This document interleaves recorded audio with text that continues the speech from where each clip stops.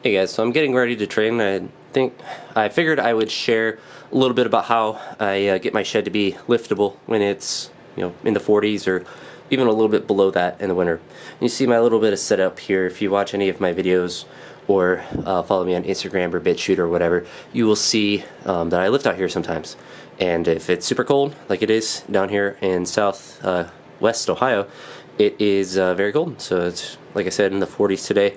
Not too bad outside relative to what I can get it to in here. If it's anything below 30, it's pretty rough. But you see I have a little setup. I have a very large back area. It's a monster shed for the house that I have.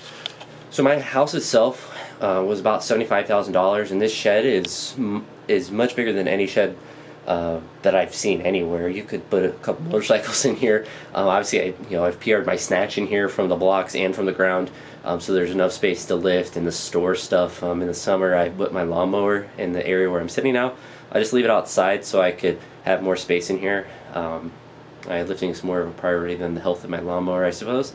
But it does take a while to warm up in here. So if you're someone that has to lift at home, if the quarantine hits again, and if the quarantine hits me again, then I'll be out here all winter, and I'll have to do a lot more to insulate. But that's something I didn't want to do too much, because let me show you. If I put insulation in all those crevices around and on the ceiling and corners and stuff, one, I would have to take everything out of the shed, the stuff that I have stored here, just to be able to put the insulation in and not damage any other stuff that I have in here. But if I did put insulation in here, a big problem that would happen is that in the summer it would be like 10,000 degrees in here and it wouldn't have any air circulation. There's very little air circulation, which is both a good thing and a bad thing. So in the winter, when it's kind of colder, it does generally warm up, especially once you're out here for a while. You do acclimate to it, but I think it does insulate decently. If it's like 40 out, I feel like I can get it to above 50, probably closer to 60, but I don't know. I've never actually taken the temperature when I'm out here. I get it to where I feel like I can do whatever lifting I need to do, and it just takes a while, like I said, to warm up. I have to do a lot of warm-up sets, not even just for my body, but just to not to loosen up necessarily, but just to physically warm myself up.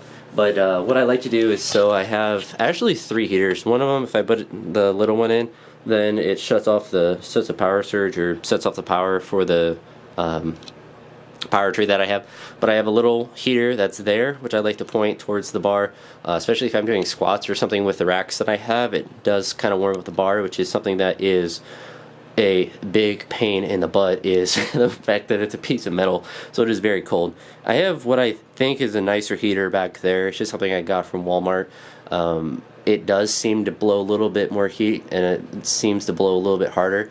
I just can't really get a more expensive heater, not really from a financial standpoint, but when you have like industrial style heaters, they use a lot of voltage, and I don't have that kind of setup here. I just have like a regular wall outlet type circuit, and if I put something like that in, it would just shut off the power. It just wouldn't work.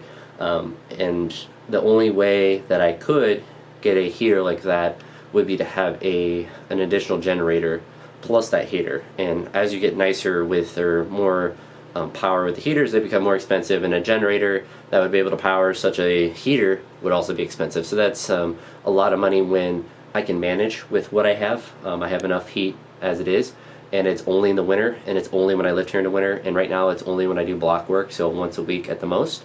And if it was really bad and cold and I didn't want to lift, I could just go to the gym and adjust what I do.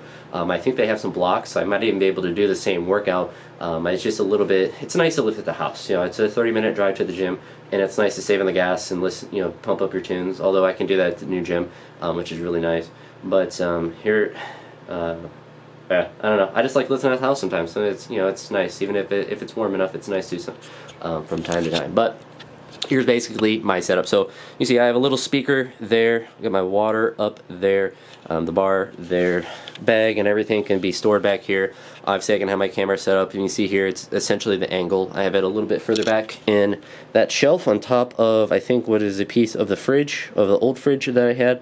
That I set up on there, so it points to the blocks. I only get to one angle from the side, and that's really about it that you can get. But the biggest suggestion I have to warm up is do lots of sets with the bar, not just to warm up your body, But to warm up the bar, the bar is a piece of metal and it is very cold. And thankfully, so I could be entirely wrong with my understanding of metalworking and metal storage and stuff like that. But my understanding is that the reason why you don't want to store metal bats and things outside in the winter, and the reason why the temperature may damage that stuff, is not that the temperature itself will damage a piece of metal, but once it's super cold, in an instance of a bat, because this is something I always talked about, and being from Northeast Ohio, it's always cold in the winter. You want to have your bat get to room temperature, or at least get closer to it, because I would think that if it's cold it could damage it, or at least that was the warning to it. Don't use it if it's super cold out. I think you play games when it's snowing, so I don't know if that's entirely true, but I think more so the extreme colds when it's like 0.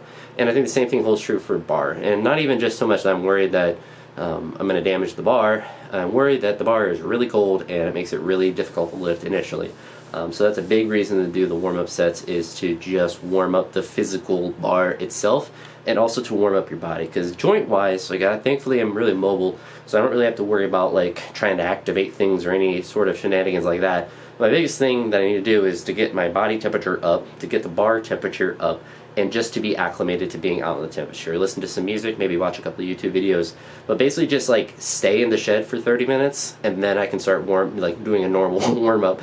And it certainly takes more time, depending on what I'm doing, to do a full workout out here, but oftentimes it takes about the same amount of time, and that's what I've been noticing since I switched gyms, is that my workouts just go faster, just because I don't know a lot of people, so I'm not talking to a lot of people as much, or if I do, it's shorter, and there just isn't as many people in there, so you just get there, get your bar set up, and you just go.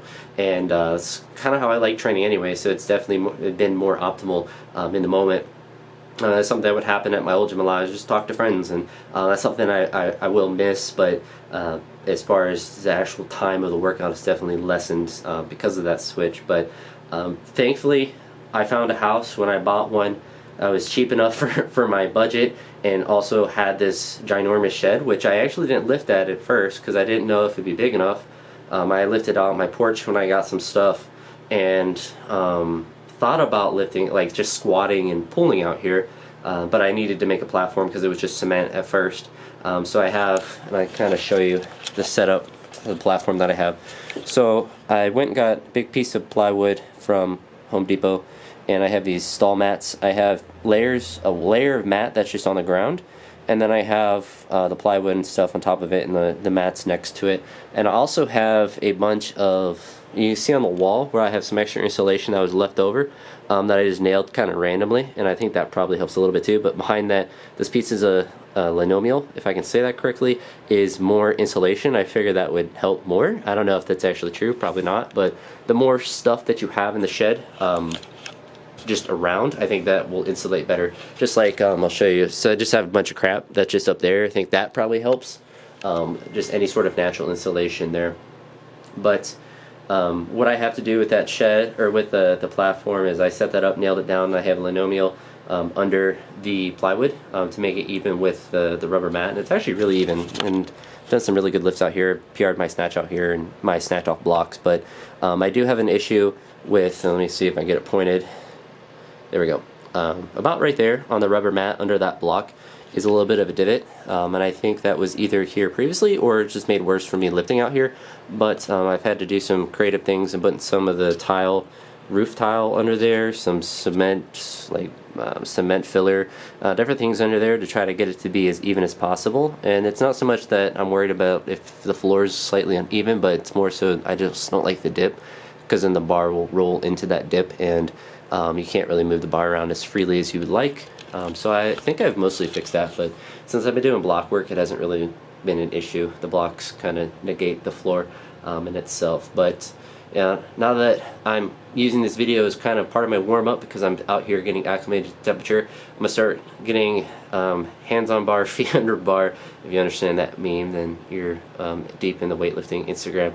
But start getting warmed up and do some block work, and hopefully hit some decent numbers today. But I figured this would be an interesting video because I think a lot of people are probably lifting at home, or they may see me lifting out here. If you know me, then you know that I live in East or West Ohio, and it's super cold. So it's kind of, I think, interesting to see how someone like myself will lift when it's sometimes snowing outside and can manage it pretty decently. But hopefully this is a little bit different than what I have been posting, just lifting videos. So let me know if you want more of this kind of stuff, and I can always make more of it, especially if I'm out in my shed.